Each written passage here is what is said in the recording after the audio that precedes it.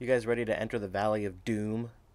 That's right, today I'm reviewing Golvellius, Valley of Doom, with password save, the bane of my frickin' existence. The passwords aren't too bad in this game. And look at this box art. Definitely gets my vote for like at least top 5 Master System box arts. Strangely enough, they list the number of players as 1 instead of what they did in most RPGs by saying, you know, the number of save files is how many players there can be if you alternate who's playing. This one they could have said infinite, provided you have an infinite amount of paper to write the passwords down on, but they didn't, and I respect that. Again, use with Sega System only, so it's not going to work in your Vectrex. And we're going to go to the title screen here, and I'm just going to let the music play.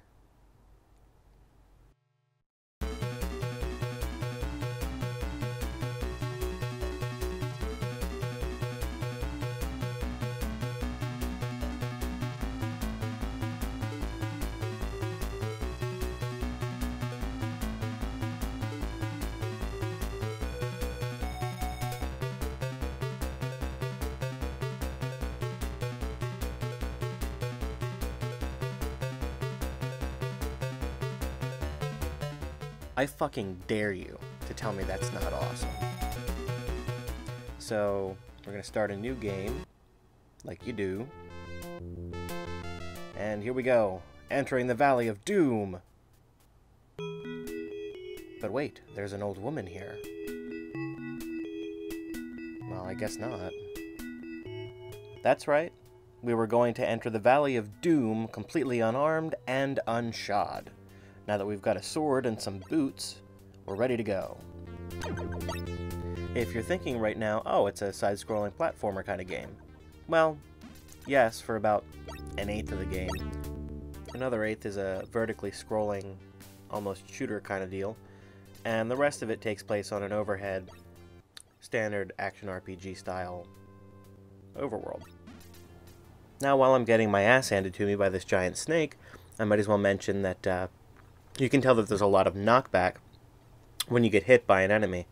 And that comes into play quite a bit, especially in the later dungeons. If you touch the left-hand side of the screen, it boots you out of the dungeon and you have to start all over again. And there are a lot of traps in the later dungeons as well that utilize this to basically force you out of the dungeon if you make a wrong move. You get to the end of the dungeon, has an arrow, like there was any other way that you could go, and voila, Overworld map. Almost every screen on the Overworld has a hole that opens up eventually, and somebody in the hole. This is Randar, also known as a Blue Lander. He will heal you completely for 150 gold. He's awesome. This is Annie. She will heal 1 life bar for 50 gold, which is great if you need to heal less than 3 life bars. Otherwise, nah. And she'll heal you in 50 gold increments. And then once you're completely full of life, she gets kind of weird.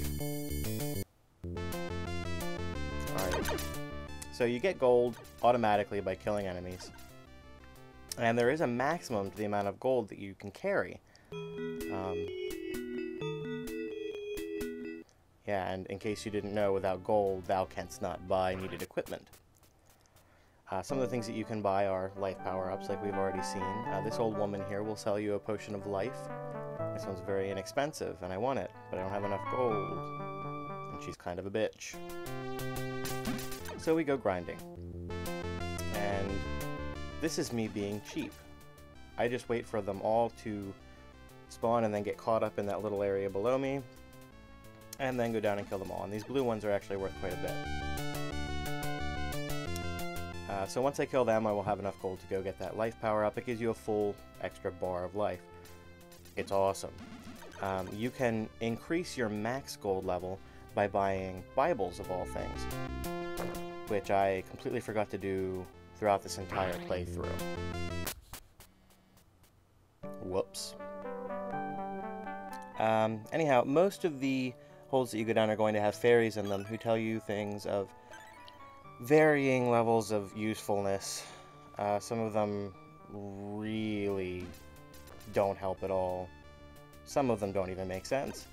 But it is an RPG, so you've got to expect that from a lot of the NPCs. This is the first vertically scrolling section, as you probably already realized.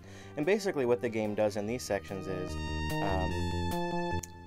this first one not so much, but in later ones, it tries to guide you down the wrong path and trap you so that you're forced into the back of the screen, which will then kick you out of the level and make you start over again. It also throws a bunch of enemies at you. They don't usually do a whole lot of damage unless you get hit a lot, like I'm doing, because I suck. And then at intervals it'll give you huge enemies, much like the huge snakes in the side-scrolling portions, which will give you life if you manage to kill them. I don't actually manage to kill this one before the end of the level. So I've actually got to fight the boss on about 1 bar of energy. Luckily for me, he's not terribly hard. And here he is. This is Despa, the first boss of the game. Basically, he's a giant yeti. He throws snowflakes at you. He's a Sagittarius, enjoys long walks on the beach, and being struck repeatedly with a sword until he violently explodes. As I said, he's not very difficult. Standard console RPG, action RPG boss fare. But this was a pretty early example of the genre. And not only was it impressive back in the day, but it's actually really fun today, still. I enjoy it even though I'm not very good at it. In fact, I'm pretty sure this is the first time I've beaten Despa without dying at least once in the process. And spoiler alert, I actually make it to the second boss without dying. The second boss does kill me, and at that point I decided that that was probably enough footage for this review, so that's all the farther we're going to get. Now, I really should have gotten that max gold upgrade before I did that, because whenever you defeat a boss, it fills your gold up to max, and it also refills all of your health. So I would have 2,000 gold right now if I had bought that other Bible. Anyway, when you beat the boss, one of the areas in the level that was conspicuously lacking a hole to go in before, suddenly one appears, and you go down and the old woman sells you one of the crystals that you're looking for. And after being briefly raped by crows, I advance to the second part of the game. But first, we visit this fairy. What do you know? What do you know, bitch? Don't make me get all Jack Bauer on your ass. Ah, fuck it. Okay, so, on to the desert. And here we get to meet all kinds of new and exciting enemies, like these green frogs. I don't like the green frogs. They jump too erratically. And they hurt me.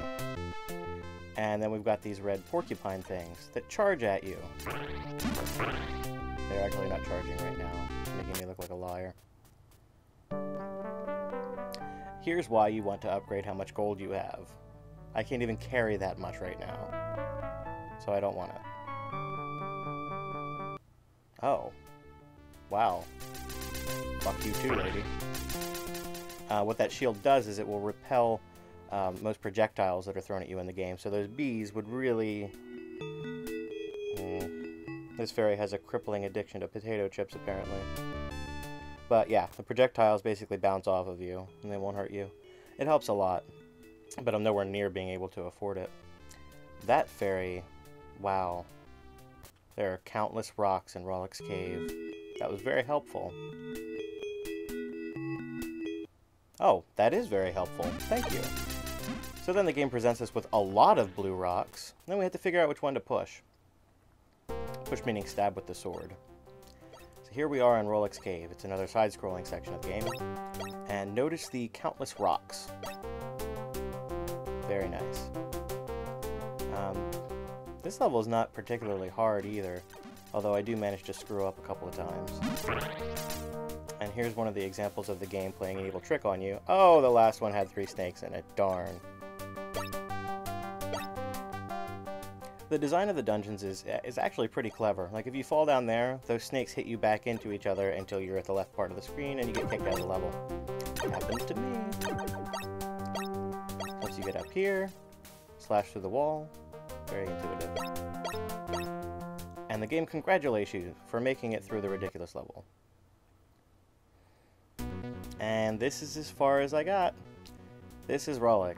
He spins and rushes at you, and he moves faster than you do, so it's kind of hard to dodge him sometimes.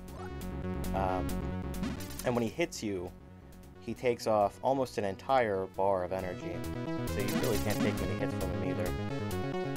You can slash at him at any time and damage him. That's obviously safer to do so when he's not moving. But you have to hit him. I looked it up. You have to hit him like 38 times before he dies. So, didn't pull that off before he killed me. Especially when I start walking into him. That always helps. But, yeah. One thing I noticed is, when you get hit by something that would normally kill you, if you have any life left, it'll just reduce you to no life so that you have one extra hit. That's a nice thing that the game does for you, because it is punishingly difficult. And explode. Did you know that you were Mega Man in this game? I didn't. And that's the password screen. Whenever you get a game over, it lets you know the password. You can start where you left off with all of the items that you had before. So it's kind of like a save game system, but less efficient and less convenient. All in all, this is a great game. The music is awesome. The gameplay, you know, the controls are very tight. It responds how you would expect it to. It's very difficult, so you're not going to breeze through it. People that are looking for a challenge are going to find one. I would recommend this to pretty much anybody. Even today, a lot of old school RPGs didn't fare as well as this. They're not nearly as playable anymore by today's standards, but this one has held up pretty well. If you see a copy of this game and you don't have it already, pick it up. If you don't have a Master System, play it on an emulator. It's very, very good. Thanks for watching. Fight the power!